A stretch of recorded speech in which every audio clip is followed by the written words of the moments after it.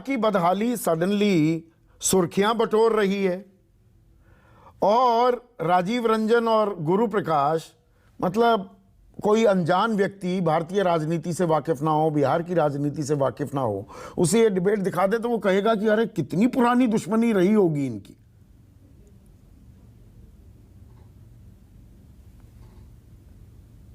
Unmute कीजिए आशु। संदीप, जब दो भाइयों के बीच में जब बंटवारा होता है तो उसकी परिणति बहुत ज्यादा बिटरनेस में होती है, बहुत ज्यादा खून, कभी कभी तो खून खराबे तक स्थिति पहुंच जाती है। तो इसलिए बीजेपी और जनता दल यूनाइटेड के जो प्रवक्ताओं के बीच की जो बातचीत है उसको सुनकर उसी संदर्भ में देखना चाहिए था।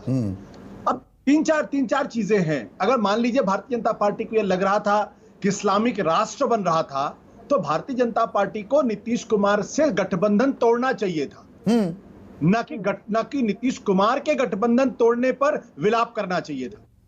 तो अगर नीतीश कुमार एसडीपीआई के साथ जुड़े हुए थे, इस्लामिक राष्ट्र बना रहे थे, तो भारतीय जनता पार्टी ने गठबंधन क्यों नहीं तोड़ा? और अगर गठबंधन न तोड़ने की मजबूरी थी तो केंद्र में बैठी हुई नरेंद्र मोदी की सरकार ने नीतीश कुमार की सरकार को बर्खास्त क्यों नहीं किया? ये दोनों तर्क बेकार हैं। इसलिए तर्क बेकार है क्योंकि अब बिल्कुल स्पष्ट है कि बिहार को बिल्कुल उसी तरीके से कम्युनलाइज करना है जिस तरीके से वोट मिल सकता है। इसके अलावा दूसरा कोई रास्ता नहीं, क्योंकि लोग तो ये सवाल पूछेंगे कि 2005 से लेकर 2022 तक 15 साल आप भारतीय जनता पार्टी नीतीश कुमार के साथ थे, तो नीतीश कुमार ने अगर परफॉर्म नहीं किया, नीतीश कुमार ने अगर बिहार को डुबो दिया, तो जिम्मेदारी तो बीजेपी की होगी ना। दो डिप्टी सीएम क्या कर रहे थे वहां पे? क्या पूजा करने के लिए बैठे हुए थे? उनकी कोई जिम्मेदारी नहीं है कि बिहार पीछे जा रहा था और आप बैठ के मलाई खा रहे थे। और अगर नीतीश कुमार इतने ही सत्ता लोलुप थे तो 2013 में जब गठबंधन तोड़ा तो 2017 में आप उनके साथ क्यों गए, सत्ता लोलुप आदमी के साथ?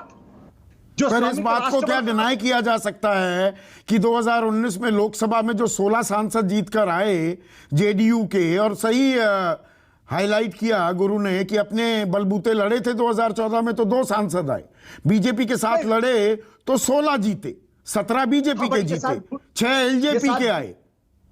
और जो सरकार बनी 2020 में, क्या उसमें बीजेपी के समर्थन के चलते, साथ के चलते वो सरकार नहीं बनी? बट उसका दूसरा आंकड़ा भी है। 2015 में जब भारतीय जनता पार्टी अकेले दम पे चुनाव लड़ रही थी विधानसभा में तो 55 सीटें लेकर आई थी, तीसरे नंबर की पार्टी थी। यह भी तो एक तथ्य है। एक बात और समझ लीजिए, राजनीति में कोई दान नहीं करता, राजनीति के अंदर कोई दरियादिली नहीं दिखाता। 2019 में भारतीय जनता पार्टी ने 22 जीती हुई सीटों में से 5 सीटें जनता दल यूनाइटेड को दी थी, क्योंकि उनको इस बात का अंदाजा था कि अगर अकेले अपने दम पर जाएंगे तो उनकी सीटें घटेंगी। इसलिए जीती हुई 5 सीटें इन्होंने भारतीय जनता दल यूनाइटेड को दी थी। तब इनको 40 में से 39 सीट चाहिए थी। ये 40 में से 39 सीट अपने बल पे बीजेपी वहां कभी लेकर नहीं आ सकती, जब भी चुनाव करा लीजिए। तो राजनीति अवसरवादिता का एक खेल है। तो वो अवसरवादिता तो नीतीश कुमार ने भी दिखाई है ना, मौके पर चौका लगा रहे हैं, फंसे हुए थे, he was boxed into a corner। पर दोनों बार भारतीय जनता पार्टी ने गले लगाया जैसे बिछड़े हुए भाई लौट के आ गए हों, जय वीरू की तरीके से गले लगे दोनों बार। नीतीश कुमार नहीं, पर इसमें बड़ा सवाल क्या आशु ये हो जाता है कि जो मैं पूछ रहा हूं अपना दूसरा बड़ा सवाल, कि जनादेश का अपमान बना राजनीति का ईमान, और ये सब कर रहे हैं। इसलिए मैंने बीजेपी की भी फेहरिस्त गिनवाई, और यहां जो किया गया बिहार में वो भी जनादेश का अपमान है। हम चुनते किसी और को हैं, सरकार कोई और बना रहा होता है।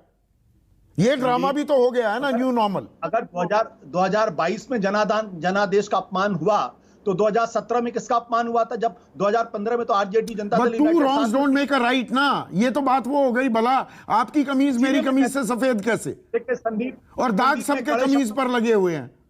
मैं कड़े शब्दों का इस्तेमाल नहीं करना चाहता। यहाँ 4 राजनीतिक दल के प्रवक्ता बैठे हुए हैं। राजनीति एक बहुत ही घटिया अवसरवादिता का खेल है, इसके अलावा कुछ नहीं। सिर्फ हमारा इंटरेस्ट काम होना चाहिए, और अगर हमारा इंटरेस्ट अगर फुलफिल नहीं होता है, जनता का इंटरेस्ट कहां गया? कोई इंटरेस्ट नहीं जनता का, किसी तरीके का। जनता के नाम पर राजनीति करने वाले लोग जनता के नाम पर कोई काम नहीं करते। और सिर्फ अन्यथा कोई कारण नहीं है कि 2005 से लेकर 2022 तक नीतीश कुमार वहां के मुख्यमंत्री हैं और बिहार आज भी पिछड़ा हुआ है।